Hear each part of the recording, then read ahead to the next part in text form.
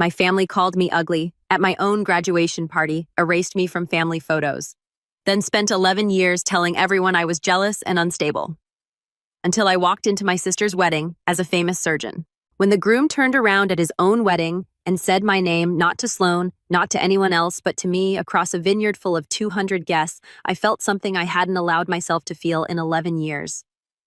Seen, not pied, not dismissed, not measured against my sister's cheekbones, and found wanting, just seen by a man who had no idea he was about to detonate every lie my family had spent a decade carefully constructing around my absence. I need to back up because the wedding, the look on my mother's face, the way Sloane's fingers turned white, gripping Nathan's arm, the single word Nathan asked my father that made the whole vineyard go silent. None of it makes sense without the party that started everything, the celebration that was supposed to be about me but never really was.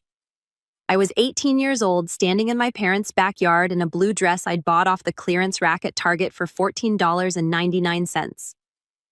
I remember the price because I'd saved up for it myself, bagging groceries at the Kroger on Westerville Road since I was 16.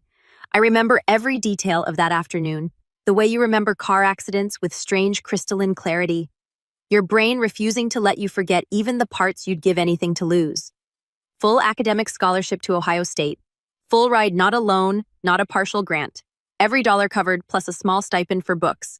The letter had come 3 days earlier, and I'd read it probably 40 times, touching the raised university seal like it was something holy.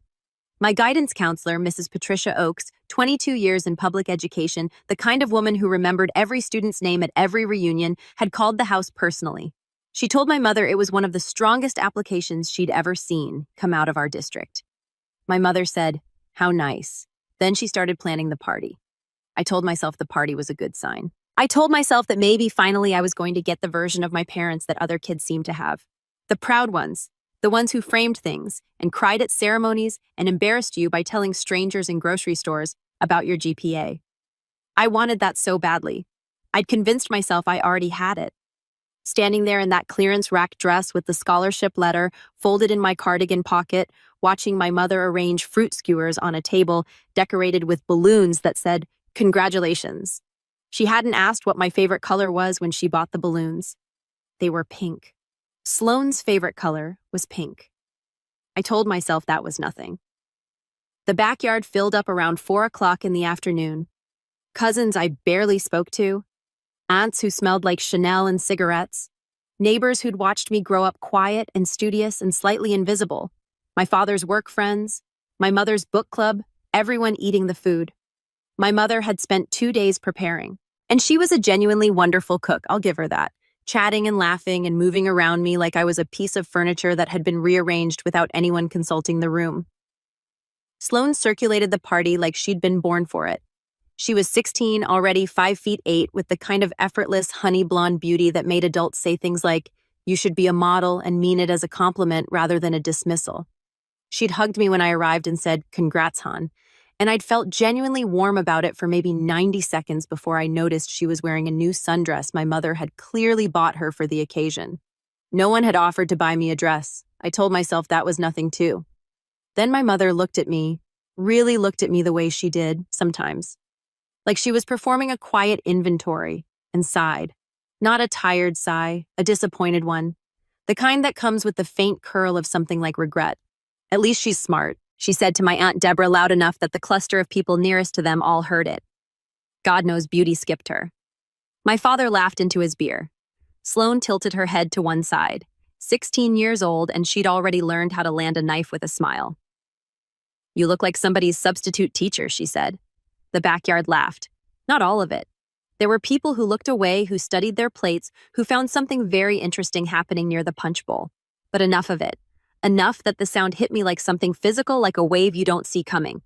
And I stood there in my $14.99 clearance dress, holding a scholarship letter that represented 4 years of 4 a.m. study sessions, and every extracurricular I'd stuffed onto an application, and I thought, this is the celebration. I heard my own voice quiet and steady in a way I hadn't planned. "Why would you say that?" My mother's smile didn't disappear so much as retract like a blade going back into a handle. "Don't be dramatic. We're joking." It was never a joke when I was the punchline. I didn't cry. I want to be clear about that, because the version of this story my family told for years involved a lot of my crying, my instability, my sensitivity. I did not cry. I smiled at a few relatives, ate half a plate of food, watched the candles get lit on a cake that said, Hannah in blue icing, and thought with strange calm, I am leaving in 2 weeks and I don't think I'm coming back. I left in 2 weeks, 2 suitcases, $312 from the Kroger job held together with a rubber band at the bottom of my backpack. My roommate at OSU was a girl from Cleveland named Bridget, who talked in her sleep and made excellent ramen, and became over 4 years my first real evidence that chosen family was a thing that actually existed. My parents didn't drive me. My mother said they'd been planning to take Sloan to look at dance programs that weekend. She said this like it was logistical rather than a choice. I took the bus. By Thanksgiving that year, my childhood bedroom had been converted into Sloan's beauty room. A walk-in vanity setup complete with ring light and a new mirror my parents had apparently driven 90 minutes to Cincinnati to purchase. I know this because my cousin Meredith, who possessed neither cruelty nor tact in sufficient quantities to stay quiet about things, texted me a photo with the caption, "Did you know a bee? This I hadn't known." By Christmas, my name was missing from the family card. I found this out the same way. Meredith, who should genuinely have been a journalist, texting me a photo of the Whitaker family Christmas card featuring my parents Sloan and the family golden retriever Biscuit posed in front of a decorated tree. 4 subjects, not 5. I stared at that photo for a long time. Then I put my phone face down and went back to studying for finals. By the following summer, relatives had begun speaking about me in past tense. My Aunt Deborah told someone at a 4th of July gathering, according to Meredith's increasingly detailed reporting, that Hannah had gone off to Columbus and just sort of disappeared from the family as though I were a fog, as though I had dissolved. I stopped calling. I stopped texting on birthdays. I stopped sending cards I'd spent real time choosing only to receive nothing in return, except occasionally a one-line reply from my father that felt like a form letter. I stopped begging for the version of them I'd wanted and accepted with the particular exhaustion of someone who has finally finished grieving something they were never going to get, that this was simply who they were, and I moved forward. 11 years is a long time. Long enough to finish undergrad in 3 years instead of 4. Long enough to complete medical school at Case Western, where my advisor, Dr. Leonard Chu, chief of plastic and reconstructive surgery, 15 years as an attending, the most precise and demanding person I have ever worked for, and also the best, told me during my 3rd year that I had instincts that couldn't be taught long enough to complete my residency at Massachusetts General in Boston, to specialize in reconstructive surgery, to spend my days rebuilding what fire and trauma and accident had destroyed. I put faces back together. I know how that sounds dramatic, almost cinematic, but that's what it was. Burn victims, blast injuries, accident survivors who'd been told they'd never look like themselves again.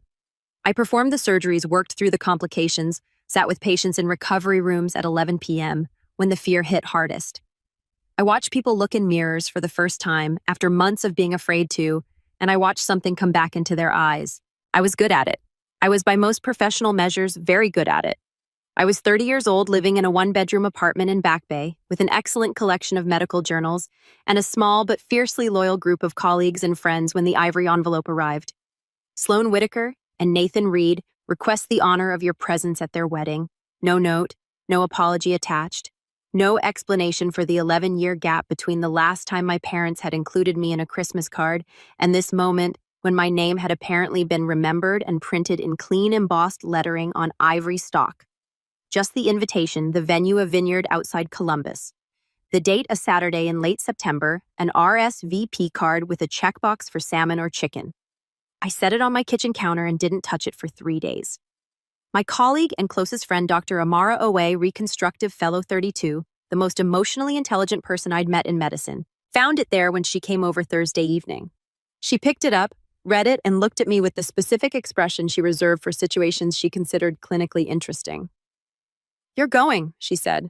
"I haven't decided." "You're going," she said again and poured us both a glass of wine. We talked about it for 4 hours. I explained the clearance rack dress and the backyard party, and Meredith's text, and the Christmas card with 4 subjects. I explained 11 years of silence that I had not, contrary to whatever version of events my family had been circulating, initiated. Amara listened the way she always did, completely, without filling in the silences, without performing empathy. When I finished, she sat for a moment and said, "You've spent 11 years becoming Dr. Hannah Whitaker. I think you should go remind them of that. IRSVP for the salmon." I found the dress at a boutique in the South End, emerald green tailored at the waist, the kind of cut that required you to stand up straight, and meant it. It cost more than my first month's rent in grad school. I bought it without deliberating, which for me, a person who had once spent 45 minutes in a Target checkout line deciding between two pairs of socks, was its own kind of statement. I drove to Columbus the Friday before the wedding and checked into a hotel downtown. I didn't call my parents. I lay in the hotel bed that night, with the city noise filtering up through the window, and felt something I couldn't immediately name. Not nervousness, not anticipation, something older than that.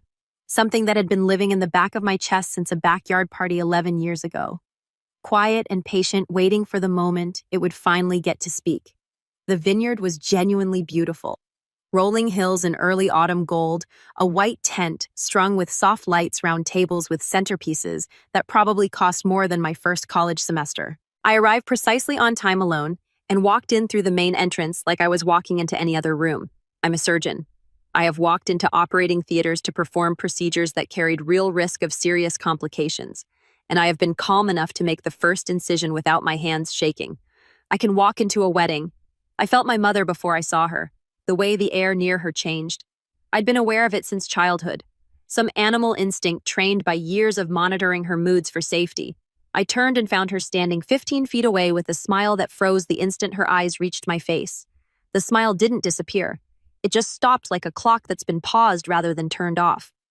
Her hand holding a champagne flute went very still. My father stopped talking mid-sentence to the man beside him. His eyes moved over me with the particular expression of someone trying to reconcile two conflicting pieces of information. I gave them both a small, composed smile. Neither of them moved toward me.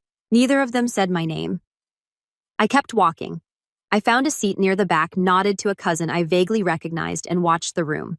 It was the kind of crowd that announces money and effort. Women in serious dresses, men in suits that fit correctly, an open bar doing early business. Sloane had built by all visible evidence an excellent life. I felt nothing complicated about that. I had no interest in her unhappiness. I'd simply come to be present, to be undeniable, to exist in a room that had once erased me. Then I saw Sloane being guided toward the entrance by a bridesmaid with a walkie-talkie, and she looked, I'll be honest about this, stunning. She was 27 and had grown into exactly the person her 16-year-old self had promised to become. Perfect posture, radiant under her bridal makeup. The gown was extraordinary. She saw me from across the room. The color left her face so completely and suddenly that the bridesmaid reached for her arm. I held her gaze for exactly 3 seconds, then looked away. The ceremony was brief and tasteful. I watched from the back row, composed hands folded in my lap. During the vows, I studied Nathan Reed, mid-30s, dark-haired with the look of someone who builds things not metaphorically but actually. There was something in the set of his shoulders, the quality of his stillness, that spoke of physical competence. He said his vows looking directly at Sloane with an expression of genuine feeling. Whatever else was about to happen, he loved her, or the version of her he believed he'd been marrying. The reception was already in comfortable motion, cocktail hour, winding down, guests moving toward the dinner tent when I was standing near the edge of the terrace with a glass of sparkling water, watching the vineyards and the fading light, and I heard footsteps behind me. I turned. Nathan Reed was walking toward me with the direct, purposeful movement of someone with a specific destination, and he was looking at me with an expression I recognized from hospital hallways. The particular look of someone trying to place a face in the wrong context. He stopped 6 feet away, stared. "Hannah," he said, and then slowly, like a man watching something rearrange itself in real time. "Why didn't you tell me Sloane was your sister?" The terrace was not empty. There were a dozen guests close enough to hear, and the acoustics of open outdoor space are unkind to private conversations. Sloane appeared from somewhere to his left. She'd been watching. I realized, watching him cross the terrace toward me, and reached for his arm. Her fingers pressed in. "You know her?" Nathan didn't look at her immediately. He was still looking at me, and his voice when he answered was quiet and careful. The voice of a man who is beginning to understand that several things are not what he thought they were. "Dr. Whitaker saved my brother's face after the accident. The dinner tent was close enough that nearby guests heard. The conversations nearest to us didn't stop so much as slow. Then still the way water goes quiet before something surfaces. I remembered him then. Not from this, not from Sloane, not from any family context, because my family had not mentioned my name to me and had apparently not mentioned his name to me either. I remembered him from a hospital hallway at Massachusetts General on a Tuesday night in February 2 years ago. His brother Evan had been brought in after an industrial accident at a manufacturing facility outside Worcester. A gas line rupture, an explosion, a man caught in the proximity of it.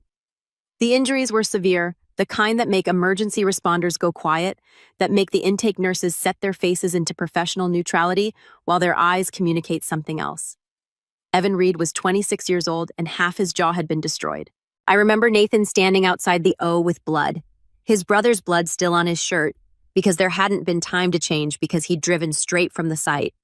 He'd stopped me in the hallway, not dramatically, not hysterically, but with the focused urgency of a man who had used up all his panic and arrived at something colder and more determined on the other side of it. He'd asked me quietly if his brother was going to be able to look like himself again. I didn't make promises I couldn't keep. I told him we would do everything that could be done. We performed 6 surgeries over 14 months. I performed 4 of them. The 5th was a specialist we brought in from Johns Hopkins for the mandibular reconstruction. The 6th was follow-up from my colleague Dr. Priya Sharma, reconstructive surgeon, 11 years attending meticulous in a way that made our team better. By the end of it, Evan Reed could smile again. Not the smile he'd had before. Scars changed topology. Nerve regeneration is imperfect, and anyone who tells you otherwise is lying, but a real smile his own. Nathan had sent a card after the final surgical clearance. Handwritten 2 paragraphs, the kind of thing people write when they mean it, and can't find a way to say it that doesn't sound insufficient. I'd kept it. I didn't keep many things, but I'd kept that. I hadn't known his last name was Reed, or I had known it. It had been in the charts, of course, but it had not connected to anything because why would it? Sloan had never mentioned a Nathan, and my family had not mentioned my name to anyone in their lives apparently, except as a cautionary tale. My family talks about you like you're a miracle, Nathan said. He said it simply without performance, just the fact of it. My mother made a sound I'd never heard from her before, something between a swallow and a word that didn't form. Sloan laughed, the slightly too high laugh of a person managing a situation, and said, "That's funny. Hannah never mentioned knowing you." "I haven't spoken to Hannah in 11 years, my father said. He said it sharply with the particular emphasis of a man who has told a version of this story enough times that the guilt has calcified into something that sounds from the outside like moral authority. As though my absence were a condition I had created and imposed, as though the 11 years were mine to carry. Nathan turned to him slowly. Why one word? No judgment in it, or no obvious judgment. Just the genuine, slightly baffled question of a man who had for the past 2 years heard the name doctor. Hannah Whitaker, spoken in his family's home with something close to reverence, and was now standing in front of her at his own wedding, and discovering she had a family he'd been told things about. My mother stepped in with the practiced smoothness of a woman who had spent decades managing social surfaces. Families drift apart. Nathan, it's complicated. I looked at her. I felt very calm. The kind of calm that isn't peace, but is its close structural relative. The kind that comes from having had 11 years to stop expecting things. Is that what we're calling it? I said. Sloane's eyes went hard. Don't start drama at my wedding. I didn't start anything, I said. Your fiancé asked a question. Nathan was quiet for a moment. He looked at my parents, then at Sloane. His jaw tightened in a specific way, the way it had in that hospital hallway when the panic had cleared and the focus had come in, when he decided to stay and deal with the facts rather than collapse under them. You told me, he said to Sloane, that your sister was unstable, that she cut the family off because she was jealous of you. The words hung in the air with the specific weight of something that's been said enough times to be believed. My chest clenched, not with surprise. I had suspected something like this in the abstract, not with hurt exactly, because the wound was old enough to have scar tissue with a kind of recognition. There it was, the working narrative, the explanation that had circulated through 11 years of relatives speaking about me in past tense, of cousins receiving the sanitized version of a family that had erased me and needed a reason why Hannah was unstable. Hannah was jealous. Hannah left because she was bitter. Not. We failed her at her own celebration. Not. We removed her name from Christmas cards. Not. We converted her bedroom before she'd finished her first semester. Hannah. My mother moved toward Nathan with the expression she wore at difficult dinner parties. Warm, reasonable, privately furious. This really isn't the time, I think Nathan said, and his voice had gone very quiet, which in my experience is never the voice of a calm person, but often the voice of a controlled one. This is exactly the time because the woman you described as bitter and broken is the person my brother credits with giving him his life back. Whispers moved through the guests near the terrace. Not the titillated kind, something more uncomfortable than that, the kind that happens when people are witnessing something real and don't know where to put their eyes. Sloane's smile cracked. not all at once in stages like a structure taking on stress. Each point of failure visible before the next one gives. She was 27 years old and had been for her entire life the one who came out ahead. The one the room oriented toward, the one my parents framed and praised and centered, while I stood slightly to the left of the frame, holding a scholarship letter no one asked to read. A woman in the front row of the nearest guest cluster stood up. I hadn't noticed her during the ceremony, silver-haired, straight-backed, dressed with the specific quiet elegance of someone who doesn't need to announce herself. She stood with the unhurried certainty of a person accustomed to being listened to when they speak. Marianne Reed, Nathan's mother. She looked directly at Sloane. "You told me," she said with the particular evenness of someone delivering information rather than accusation, "that Hannah refused family events because she believed she was too successful for everyone, that she'd made it clear she wanted distance." Sloane's face in that moment did something I don't have precise language for. It crumbled isn't right. She didn't fall apart. It was more like the scaffolding became visible, the structure beneath the performance suddenly legible. She said, "I didn't know Nathan knew her." Not, "That isn't true." Not, "I'm sorry." Not even the deflection of, "It's complicated." Families drift. Only the specific confession of someone caught. "I didn't know I'd get caught." Nathan took one step backward, not dramatic, not theatrical, just one step. Slow and deliberate. The inch of physical space that communicates a recalibration away from Sloane, toward something else, or toward nothing yet but away. "Sloane," he said still quietly, "I need to know who I'm marrying." 200 guests. The vineyard light going golden and long in the late afternoon. A wedding cake somewhere inside that hadn't been cut yet. And the look on my sister's face told every single person watching that she didn't have an answer that could save her. I didn't feel triumphant. I want to be clear about that, because the version of this story that satisfies people most cleanly involves me feeling triumphant. Walking away with my chin up while Sloane crumbles. That's not what I felt. I felt tired. The specific exhaustion of someone who has been carrying a thing for a long time and has finally in public been allowed to set it down. I also felt seen by a room full of strangers in a way I had not been seen at 18 by the people who were supposed to love me. The next few hours were complicated. Professionally speaking, Nathan's best man, a practical-seeming man named Derek, materialized quickly and began the project of damage control. Guests were guided back inside. Marianne Reed sat with her son in a quiet corner of the vineyard for a very long time. My parents found me twice. My mother with the look of someone preparing a version of events. My father with the look of someone who had said why in a one-word question and was now trying to determine the cost. I was not cruel to them. I want that on record, because cruelty would have been easy and would have felt briefly like power. I told my mother quietly and without performance that I had not cut the family off, that the family had cut me off, and that I had 11 years of one-sided silence available as evidence if she'd like to revisit the chronology. I told my father that I hoped genuinely that he was well. Then I walked away and did not go back. The wedding, to my knowledge, did not proceed that evening as planned. Derek texted Nathan's cousin, who texted Meredith, who texted me at 11:47 p.m. with a string of messages that I read from my hotel bed, with something that was not quite satisfaction and not quite sadness, but contained elements of both. Nathan and Sloane had left separately. The venue had been paid for regardless. The cake had apparently eventually been cut by someone for the guests who remained, because 200 people had traveled and eaten salmon, and it seemed unkind to send them home without dessert. I appreciated that detail. The cake. Someone had thought to cut the cake. I drove back to Boston on Sunday. I stopped for coffee in a town whose name I didn't catch, a diner with vinyl stools and coffee that had been sitting too long. And I sat there for 20 minutes alone with my cup and the Sunday quiet and thought about the thing I'd carried for 11 years and what exactly I was going to do with it now that I'd set it down. Amara called me before I'd reached the highway on-ramp. I told her what had happened, the terrace. Nathan's questioned Marianne, standing up the one step backward. She listened without interrupting, which was her particular gift. When I finished, she said, "How do you feel I thought about it?" The clearance rack dress, the backyard, laughing 11 years of being spoken about in past tense. The moment Nathan Reed looked at my father and said, "Why?" with the simple, genuine bafflement of someone who had spent 2 years believing I was a miracle. "I feel like I can close a file," I said. She was quiet for a moment. Then, "That's the most urgent answer I've ever heard." I laughed. It surprised me. The genuine, unguarded quality of it coming up out of somewhere I hadn't expected.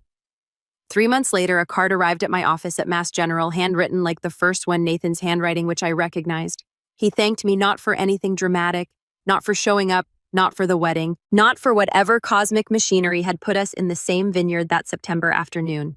He thanked me for his brother for 4 surgeries in 14 months and the careful, unglamorous work of putting something broken back together.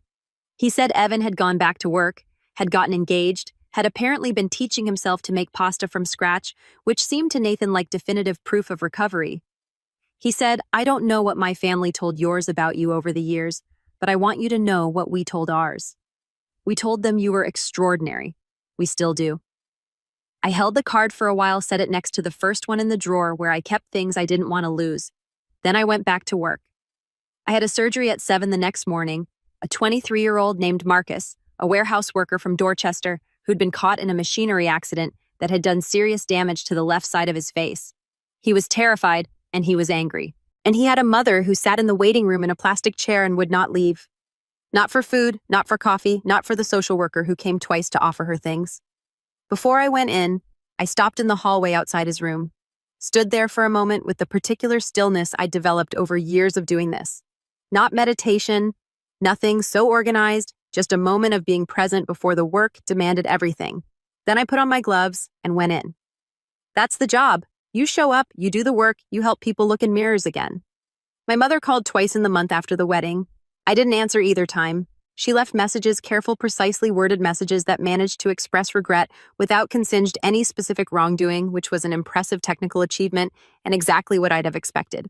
My father didn't call. Meredith texted me a month after that to say she'd run into my parents at a family gathering and that my mother had referred to the wedding as a difficult situation and that Sloan was, according to latest report, living in Cincinnati and had not, as far as Meredith knew, been in contact with Nathan since the night of the vineyard. I thought about that. The thing Sloan had said without meaning to in front of 200 people. I didn't know Nathan knew her. Not a denial, not an apology, a logistics failure. She'd built a version of me and deployed it without checking whether it had been load tested against reality. And reality had, in the end, provided its own stress test. I didn't call Sloan. I'm not sure I will. Not because I'm holding the wound open. I'm genuinely not. I've done too much work on that particular scar to want to peel it back. But because forgiveness, the real kind, isn't owed to someone just because time has passed and they got caught. It's something I give when I'm ready, on my own terms, because it serves my healing rather than their absolution. Maybe someday, maybe not. What I know is this. I was 18 years old in a 14.99 clearance dress and a backyard full of people eating food that was supposed to celebrate me, and the people who were supposed to be proudest of me made me the punchline instead. And I left and I became someone. Not in spite of them. Exactly. The clarity of grief is a real force, and I've used mine. But alongside that grief with it as a kind of fuel burning off in the background of every long night in medical school, every surgery that went over by 4 hours, every patient I sat with in a recovery room at midnight, because the fear was too big to leave them alone, in Dr. Hannah Whitaker, reconstructive surgeon, Boston. I help people look in mirrors again. And at a vineyard outside Columbus on a Saturday in late September, a man named Nathan Reed turned around at his own wedding and said my name across a room of 200 people. Not to the family that had spent 11 years erasing me, but about me. In the voice you use when you're saying something true. And the cake hadn't even been cut yet. That's enough. That's more than enough.